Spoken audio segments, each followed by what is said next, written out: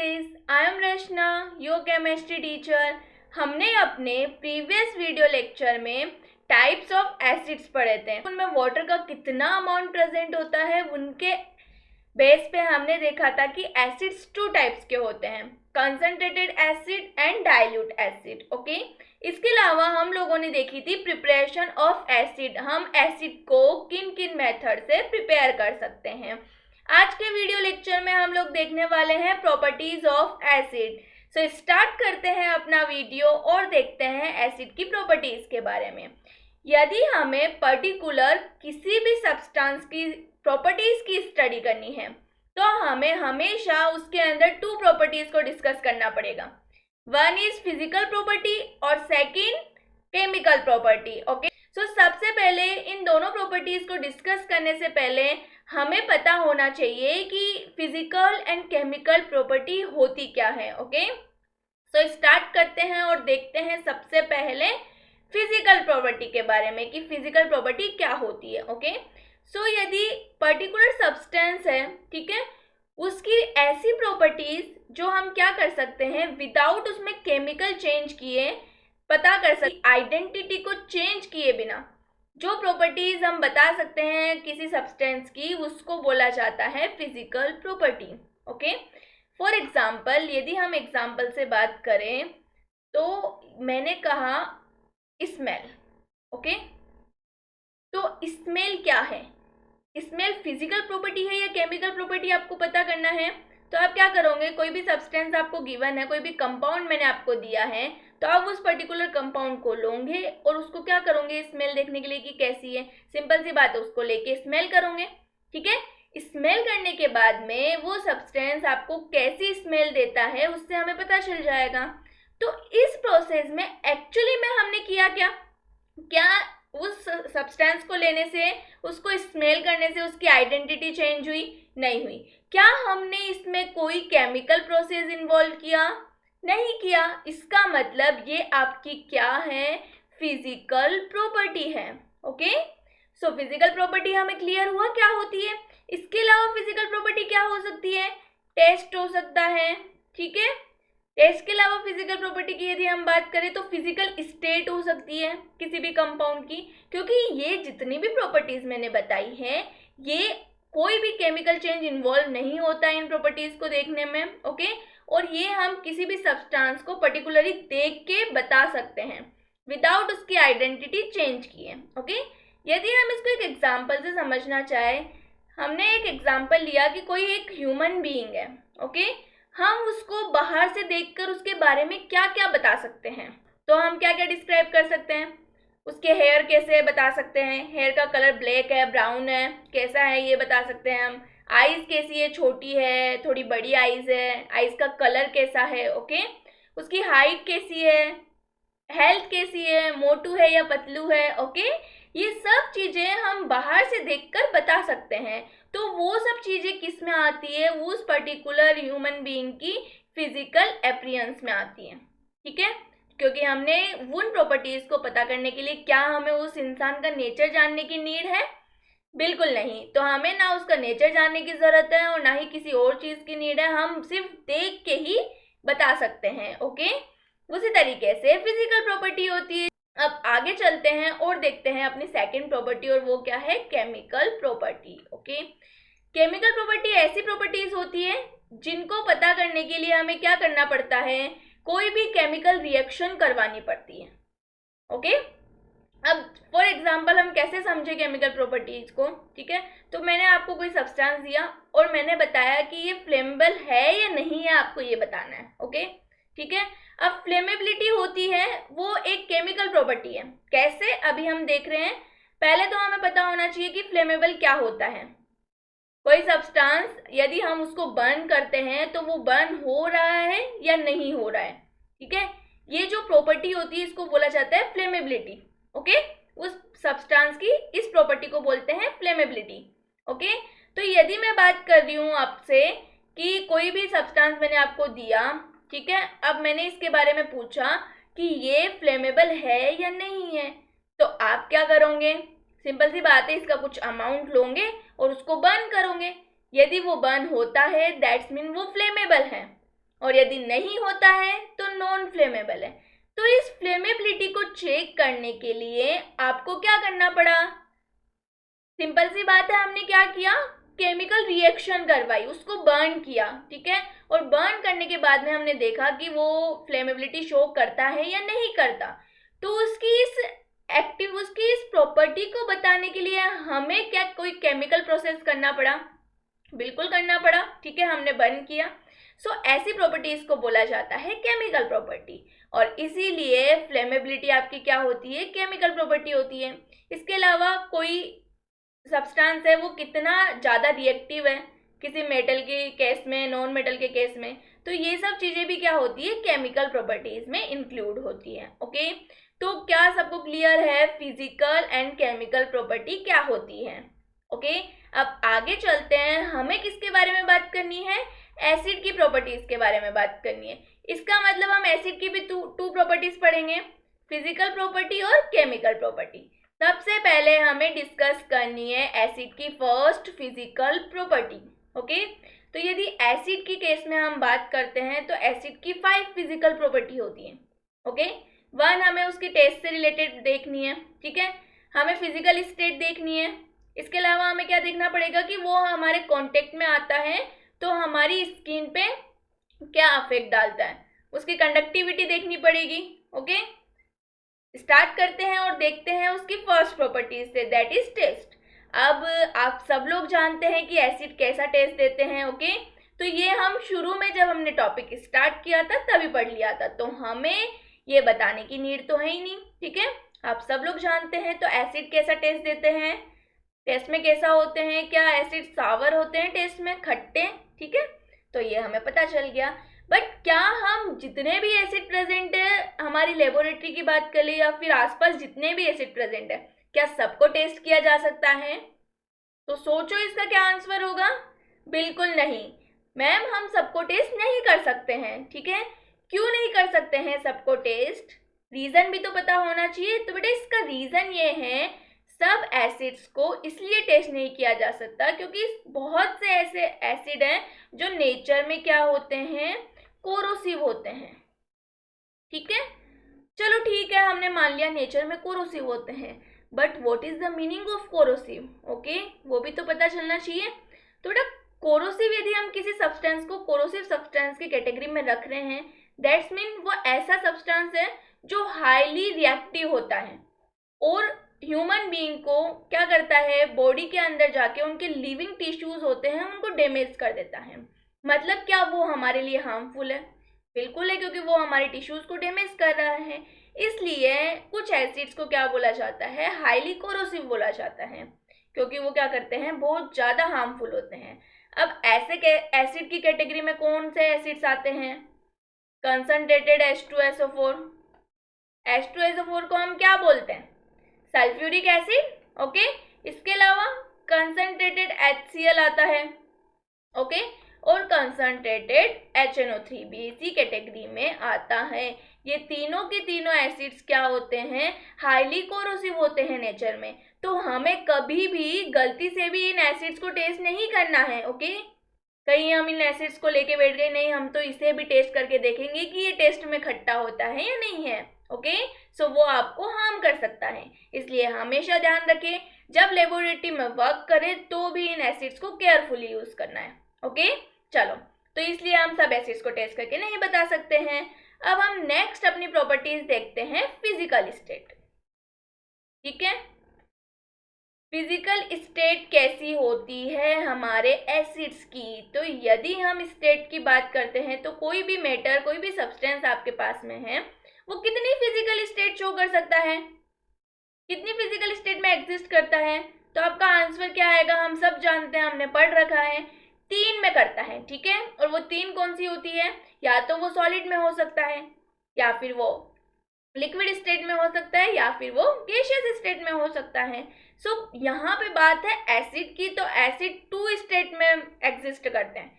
कुछ एसिड्स आपको सॉलिड की फॉर्म में मिलेंगे और कुछ एसिड्स मिलेंगे लिक्विड की फॉर्म में। ओके, समझ आया? ठीक है, तो जो सॉलिड होते हैं वो कुछ लाइक ऑक्सैलिक एसिड हो गया आपका, ओके, फॉस्फोरिक एसिड हो गया। तो ये जो एसिड्स होते हैं वो क्या होते हैं? सॉलिड फॉर्म में मिलते हैं। इसके अलावा आपके होते हैं liquid solids, okay, liquid acids होते हैं। अब ये जो लिक्विड एसिड्स होते हैं वो भी 2 टाइप्स के होते हैं। अब ये 2 टाइप्स कौन से हैं, ठीक है, कुछ वॉलेटाइल एसिड्स हो सकते हैं और कुछ नॉन वॉलेटाइल एसिड्स हो सकते हैं, ठीक है।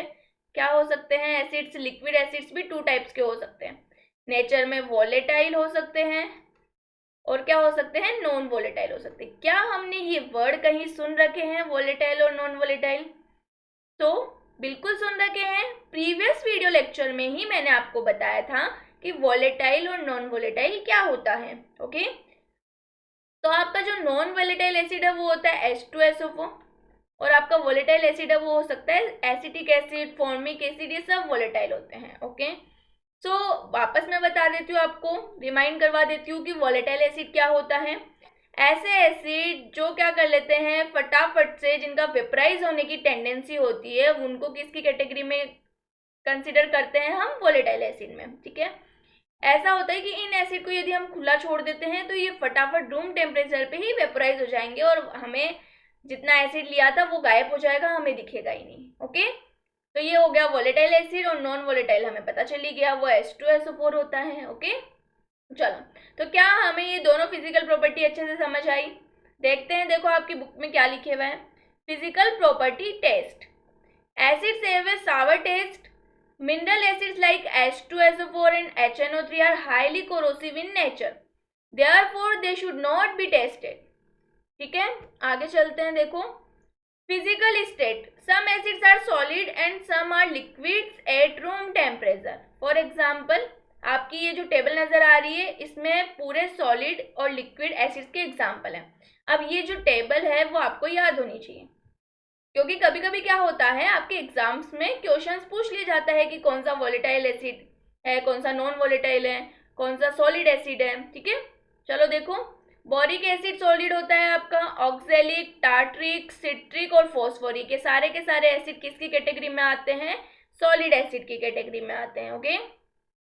Acetic acid, formic acid, carbonic acid, hydrochloric acid, nitric acid, sulphurous acid, ये होते हैं लिक्विड, लेकिन लिक्विड में भी होते हैं वॉलेटाइल एसिड, ओके।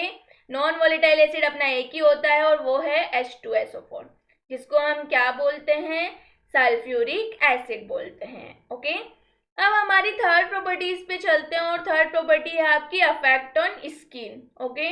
आपके एसिड्स होते हैं वो अपनी स्किन के कांटेक्ट में आ जाए, या फिर सपोज हम लेबोरेटरी में वर्क कर रहे हैं तो हमारी स्किन पे यदि वो गिर गया एसिड तो उसका क्या अफेक्ट पड़ता है, ओके। वैसे गिरना बिल्कुल नहीं चाहिए, हमें केयरफुली वर्क करना चाहिए बिकॉज वो हार्मफुल होता है, ओके। लेकिन हमें अफेक्ट तो पड़ने पड़ेंगे, उसके क्या है, चलो देखते हैं। मैंने बताया आपको जनरली 3 एसिड आपके हैं वो हार्मफुल होते हैं, तो हम उन एसिड की बात करेंगे। कौन कौन से एसिड है वो जस्ट अभी बता के आई हूँ। Concentrated sulphuric acid H2SO4, concentrated HNO3 and concentrated HCl, okay. तो जब भी कंसंट्रेटेड H2SO4 आपकी स्किन पे गिर जाता है या फिर आपके स्किन के कांटेक्ट में आता है तो वो स्किन को कैसा कलर दे देता है, ब्लैक कर देता है स्किन को।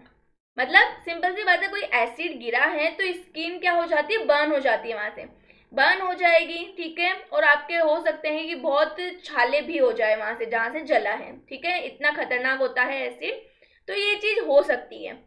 बट उसके अलावा क्या इफेक्ट होता है कि आपकी स्किन जल गई है तो कोई कलर या फिर कुछ मिला स्किन को, तो वो हमें देखना है। तो जब H2SO4 गिरता है तो आपकी स्किन बर्न भी होती है और स्किन कैसी हो जाती है, वहां से जहां H2SO4 गिरा है ब्लैक कलर की, ठीक है।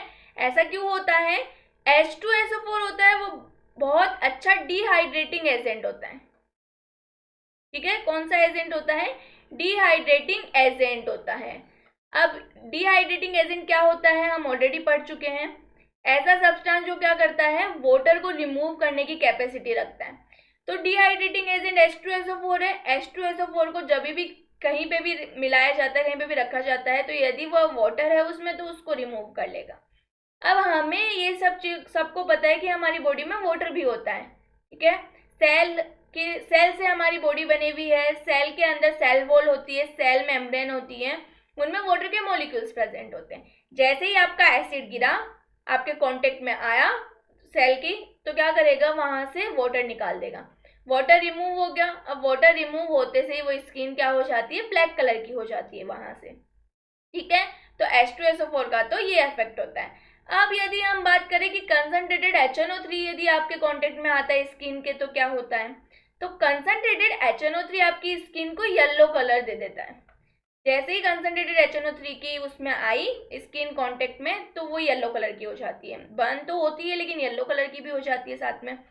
इसका रीजन कुछ है क्या, तो इसका रीजन ये होता है हमारी बॉडी के अंदर प्रोटीन्स, फैट्स, ठीक है, वाटर सब प्रेजेंट होते हैं। ये सब चीजें हमने पढ़ रखी है पहले से। ओके, तो जो प्रोटीन होता है उसके अंदर क्या प्रेजेंट होता है, प्रोटीन है, प्रोटीन के अंदर क्या एमिनो एसिड्स प्रेजेंट होते हैं, प्रोटीन के अंदर एमिनो एसिड्स प्रेजेंट होते हैं। तो जब आपका HNO3 इस प्रोटीन के कांटेक्ट में आता है, जनरली बात करें कि एमिनो एसिड के कांटेक्ट में आएगा, तो वो किस में कन्वर्ट होता है, ज़ैंथोप्रोटीन में कन्वर्ट हो जाता है। ठीक है, और ये जो ज़ैंथोप्रोटीन है ये कलर में येलो होता है।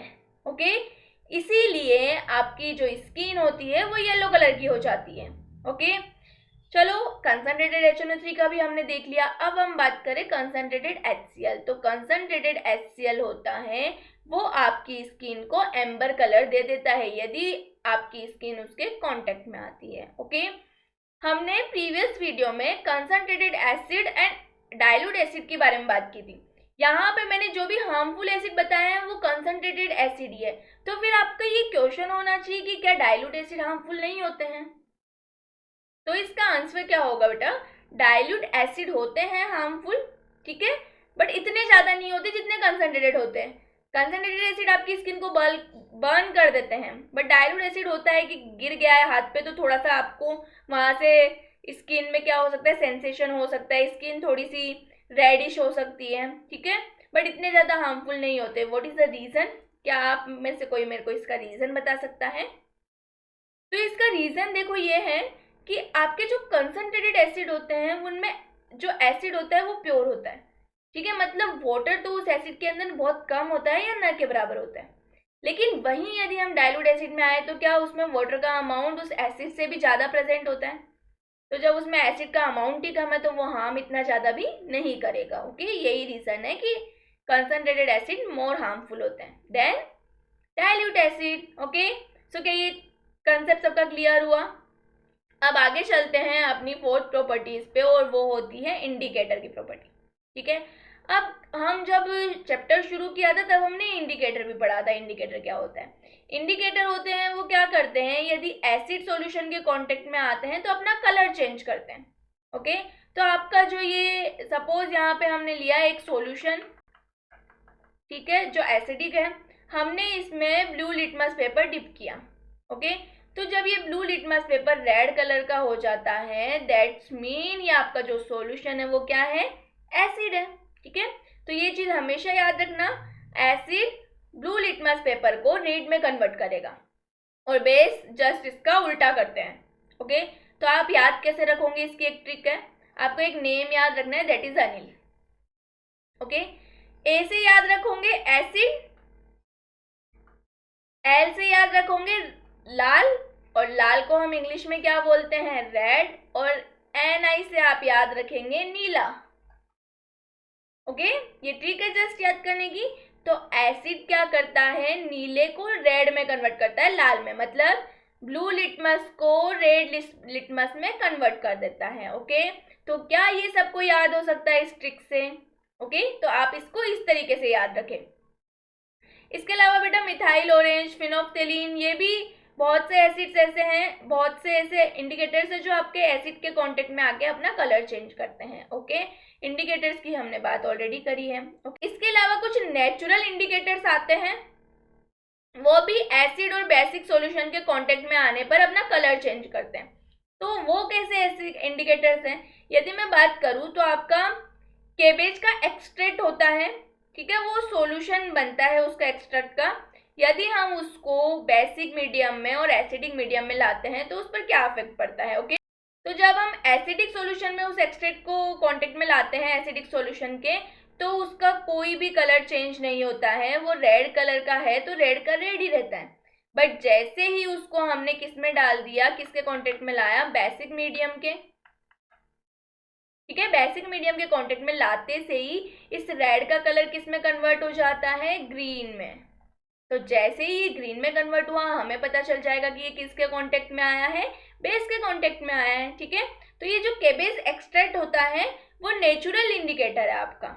ओके, समझ आया क्या यहाँ तक सबको, ठीक है। चलो देखते हैं, देखो क्या है। Affect on skin, all mineral acids have corrosive action on the skin and cause painful burns and blisters. Concentrated H2SO4 charges the skin black, concentrated HNO3 makes it yellow and concentrated HCl gives amber color to the skin. Carbonic acid and organic acids are not corrosive. Organic acids होते हैं वो corrosive नहीं होते हैं nature में। आगे चलिए। They change the color of indicators. Indicators are complex substances that acquire distinct color in acidic and basic mediums. For example, litmus indicator is a natural coloring matter obtained from certain lichens on dissolving in distilled water. अब देखो indicator के बारे में, litmus होता है वो किस में कन्वर्ट कर देता है, एसिडिक सॉल्यूशन में, ब्लू को रेड में, ओके। और यदि आपके पास में मिथाइल ऑरेंज है तो वो क्या करता है, एसिडिक सॉल्यूशन में ऑरेंज टू पिंक कलर में चेंज हो जाता है। ऑक्टेलिन होता है वो कलरलेस रहता है एसिडिक सॉल्यूशन में, ओके। आगे देखो, the red cabbage extract natural indicator remains red in acidic solution but turns green in basic solution, okay. अब इसके अलावा यदि हम बात करें तो आपके एक इंडिकेटर की कैटेगरी और आती है और वो होती है ऑल्फैक्टरी इंडिकेटर्स। मतलब ऐसे इंडिकेटर्स जो क्या करते हैं, उनमें कुछ कैरेक्टरिस्टिक स्मेल होती है, जब वो एसिडिक या बेसिक सॉल्यूशन के कांटेक्ट में आते हैं तो अपनी स्मेल बदल लेते हैं, ठीक है। मतलब उनमें कोई स्मेल पहले से होगी, वो एसिडिक सॉल्यूशन में आ रहा है, बेसिक सॉल्यूशन के कांटेक्ट में आ रहा है, तो वो क्या करता है, स्मेल उसकी गायब हो जाती है या फिर स्मेल चेंज हो जाती है, ओके। तो ऐसे आपके 3 इंडिकेटर्स होते हैं मेनली। अनियन एक्सट्रैक्ट होता है, ठीक है, वेनिला, और उसके अलावा होता है क्लोव ऑयल। ये तीनों के तीनों ऐसे नेचुरल ऑल्फैक्टरी इंडिकेटर्स होते हैं, ठीक है। उनमें एक कैरेक्टरिस्टिक स्मेल होती है। जब हम क्या करते हैं, उसको बेसिक मीडियम के कांटेक्ट में लाते हैं तो जो वो तीनों की स्मेल होती है, अपनी एक अलग डिफरेंट स्मेल होती है, वो गायब हो जाती है। जैसे ही बेसिक सॉल्यूशन के कांटेक्ट में आया, हम उस स्मेल को डिटेक्ट नहीं कर पाते हैं, मतलब उनकी स्मेल चली गई। और वो किसकी वजह से गई, बेसिक सॉल्यूशन के कांटेक्ट में आने पे, तो हम पहचान जाएंगे कि हम किसकी कांटेक्ट में आए हैं, ओके। उसके अलावा यदि हम बात करें एसिडिक सॉल्यूशन, तो एसिडिक सॉल्यूशन में उन तीनों की स्मेल पे कोई फर्क नहीं पड़ता है, जैसी पहले थी वैसी की वैसी ही रहती है, ओके। तो ये थे हमारे इंडिकेटर्स और उनका एसिडिक और बेसिक सॉल्यूशन में क्या फर्क पड़ता है, ठीक है। अब अपनी 5th कैटेगरी आती है लास्ट, कंडक्टिविटी, ठीक है। तो हमें कंडक्टिविटी की यदि हम बात करें तो हमें सबसे पहले ये पता होना चाहिए कि इलेक्ट्रिसिटी कंडक्ट कैसे होती है। किसी भी सब्सटेंस की यदि हम बात करें तो क्या होना चाहिए, फ्री आयंस होने चाहिए उसमें इलेक्ट्रिसिटी कंडक्ट करने के लिए, और फ्री इलेक्ट्रॉन्स होने चाहिए। क्या ये बात सबको पता है, ठीक है। तो वही एसिड क्या करते हैं, इलेक्ट्रिसिटी कंडक्ट करते हैं या फिर कंडक्टिविटी शो करते हैं, जिनमें या तो फ्री आयंस होंगे या फिर इलेक्ट्रॉन्स होंगे। तो सिंपल सी बात है, सॉलिड एसिड तो कभी नहीं करेंगे, लेकिन एक्वस स्टेट के अंदर कोई भी एसिड आपका एक्वस स्टेट में प्रेजेंट है, वो डेफिनेटली इलेक्ट्रिसिटी को क्या करता है, कंडक्ट करता है, ठीक है। क्यों, क्योंकि एक्वस मीडियम में उसमें फ्री आयंस और फ्री इलेक्ट्रॉन्स प्रेजेंट होते हैं, जिसकी वजह से इलेक्ट्रिसिटी इजीली कंडक्ट हो सकती है, ओके। तो क्या ये हमारी 5 की 5 फिजिकल प्रॉपर्टीज आपको समझ आई, ठीक है। अब देखते हैं यहाँ पे क्या लिखे हुआ है, चलो। दो substances whose smell, odor changes in acidic or basic solutions are called olfactory indicators. For example, onion, vanilla and clove oil. ये clove oil है, ठीक है, not olive oil. Onion has a characteristic smell. When a basic solution like sodium hydroxide solution is added to a cloth strip treated with onion, then the onion smell cannot be detected and acidic solution does not destroy the smell of the onion. ठीक है, यही बात मैंने आपको बताई थी। They are electrolytes, that is they conduct electricity in the aqueous state. Okay. फिर भी यदि किसी स्टूडेंट को इस पोर्शन में कोई डाउट है तो प्लीज कमेंट बॉक्स में कमेंट करके पूछें। नेक्स्ट वीडियो में हम मिलेंगे अपने न्यू टॉपिक के साथ में, और वो टॉपिक है केमिकल प्रॉपर्टीज। ओके, तब तक अपना ख्याल रखिए। Thank you.